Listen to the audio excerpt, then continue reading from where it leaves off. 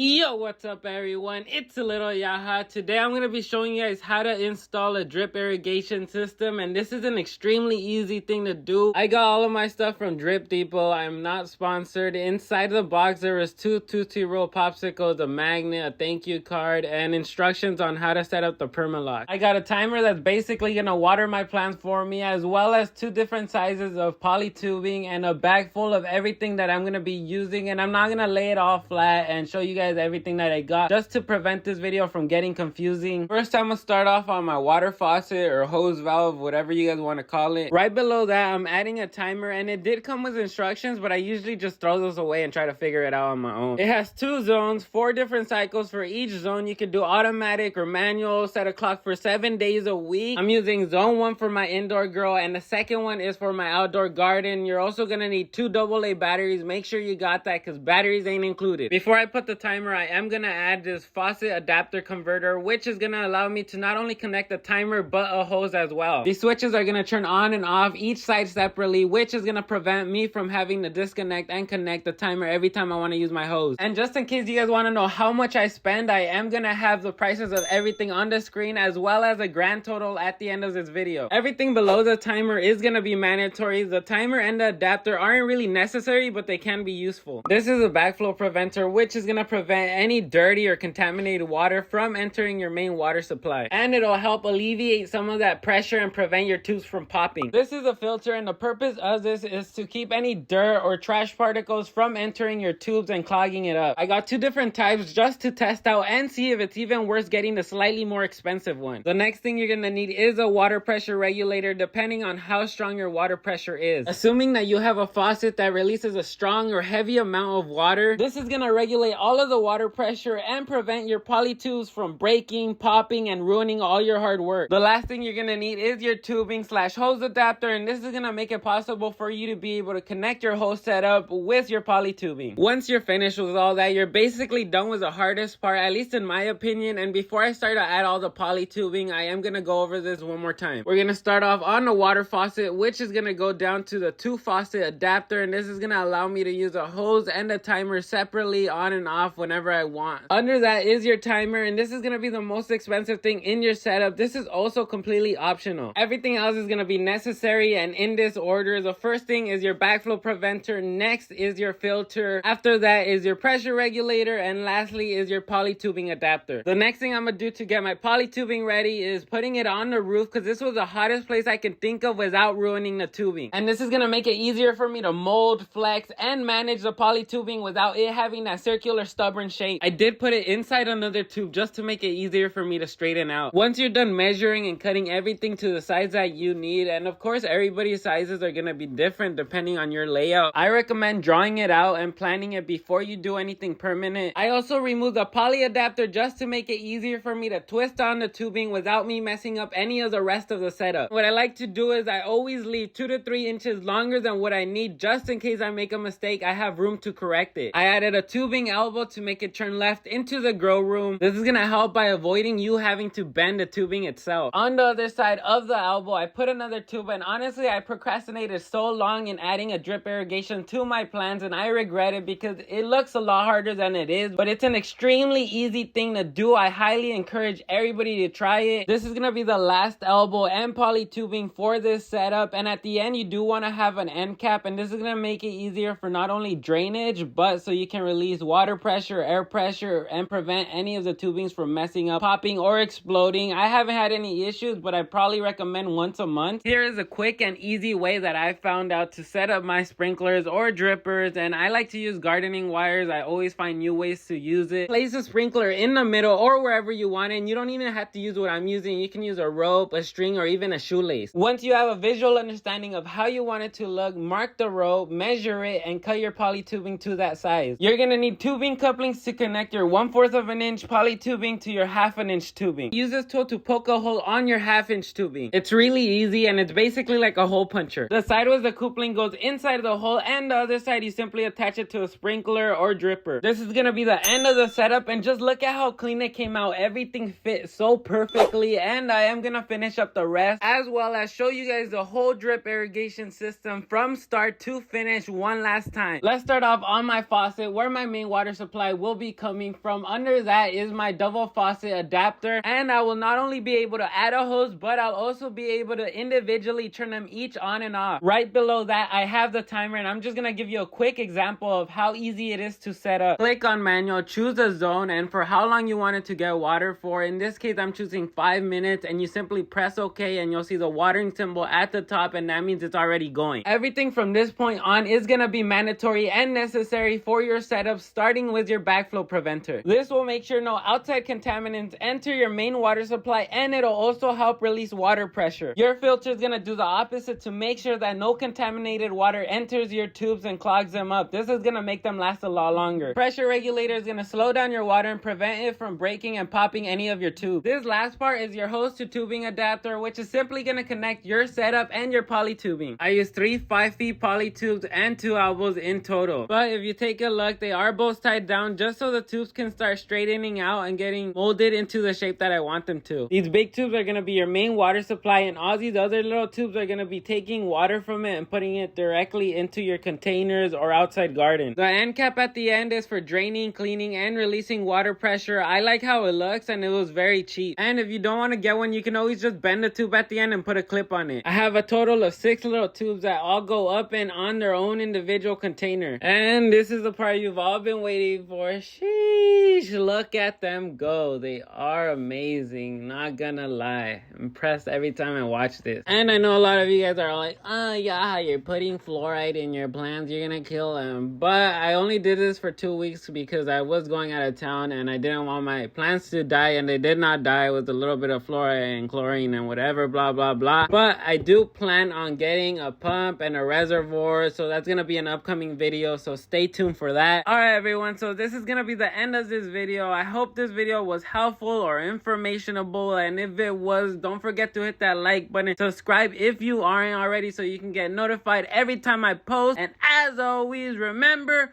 be good people.